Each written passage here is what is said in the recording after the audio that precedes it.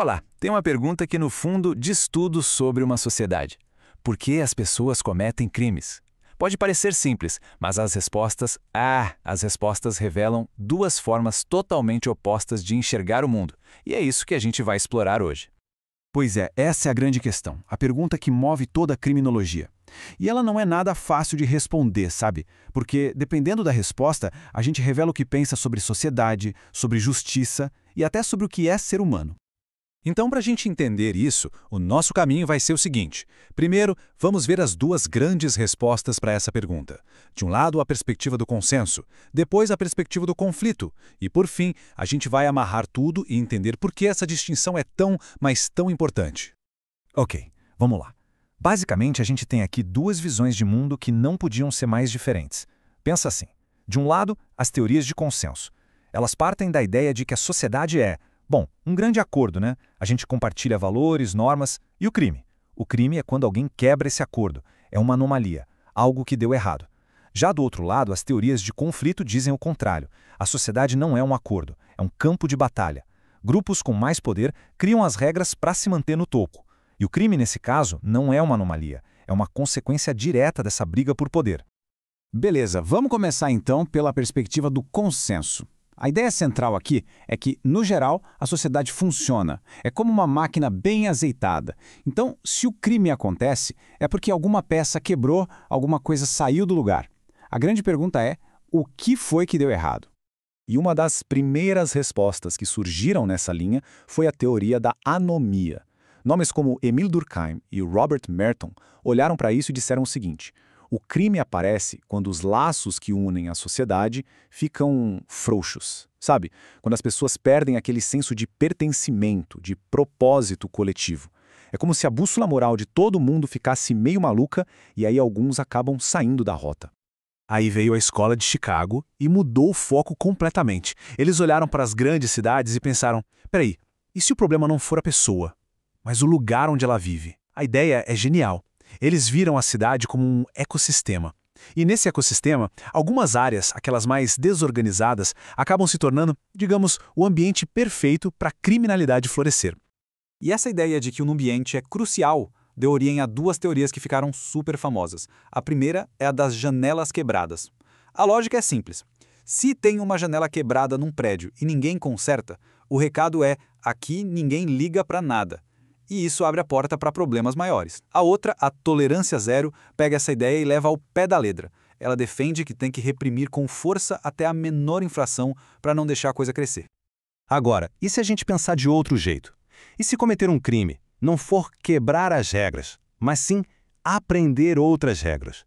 Essa é a sacada de Edwin Sutherland com a teoria da associação diferencial. Para ele, é simples, ninguém nasce criminoso. A pessoa aprende a ser. É um comportamento aprendido no convívio, em grupos. E o mais interessante é que isso vale para tudo. Não só para o crime na rua, mas também para o chamado crime do colarinho branco.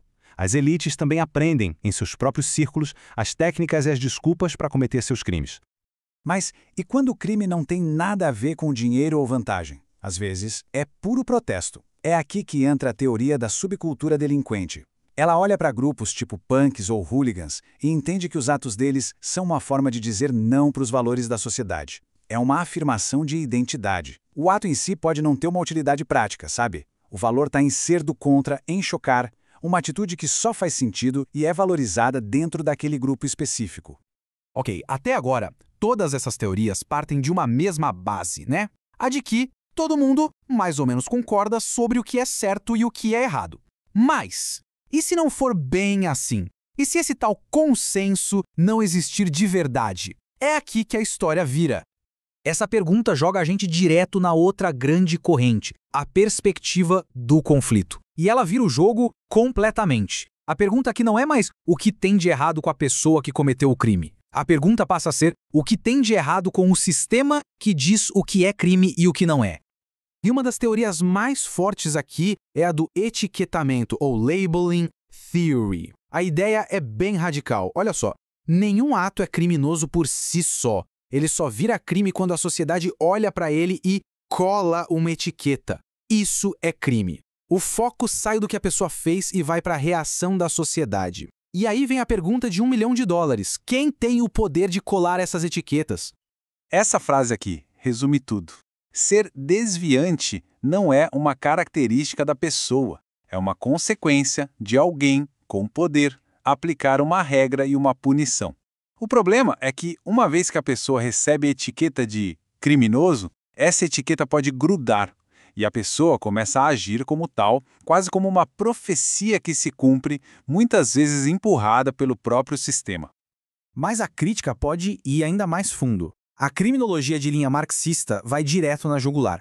Ela afirma, de forma bem direta, o problema não é a pessoa, não é o grupo, é a estrutura econômica. A causa fundamental do crime seria o próprio sistema capitalista. Então, a criminologia crítica, que bebe muito da fonte de Marx, argumenta que num sistema baseado em competição e desigualdade, o crime é inevitável. Simples assim.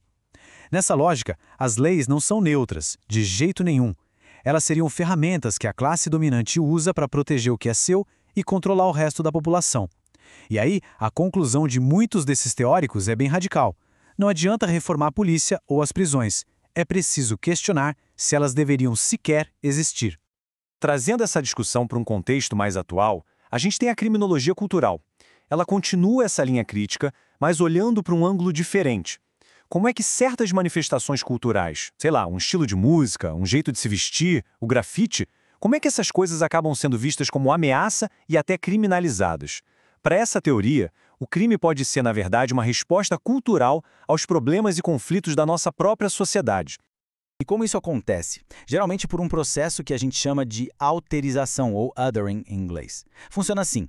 Um grupo é definido como o outro, diferente, e as características desse grupo são usadas para dizer que eles são criminosos. Na prática, o que a gente vê é isso sendo aplicado a grupos específicos, né? Pessoas pobres, pessoas negras, imigrantes, que acabam carregando o estigma de que são, por natureza, mais inclinados ao crime. Bom, a gente passeou por esses dois universos bem diferentes, o do consenso e o do conflito. E aí a gente pode pensar, tá, mas e daí? Por que isso importa? Importa e muito, porque isso não é só papo de livro. São duas maneiras, duas lentes totalmente diferentes de olhar e, principalmente, de tentar resolver um dos maiores nós da nossa sociedade. Então, para a gente fechar o raciocínio, vamos botar lado a lado. A visão de consenso enxerga a sociedade como um organismo, um todo que deveria funcionar em harmonia. O crime é uma doença nesse corpo, e a solução é curar essa doença, consertar as regras. Já a visão de conflito enxerga a sociedade como uma arena de luta por poder. O crime não é a doença, é o sintoma. E a solução, nesse caso, é bem mais complexa. É preciso mexer nas estruturas de poder que criam tantos crimes quanto os criminosos. E tudo isso nos leva a uma última provocação. O crime é uma doença que a gente precisa curar? Ou é um sintoma do próprio sistema em que a gente vive? A resposta que a gente dá para essa pergunta, ela define tudo. Define quem a gente aponta como criminoso, como a polícia age nas ruas, o que a gente acha que é justiça de verdade. Não tem resposta fácil, né? E talvez a verdade, como quase sempre, esteja em algum lugar no meio do caminho entre essas duas visões.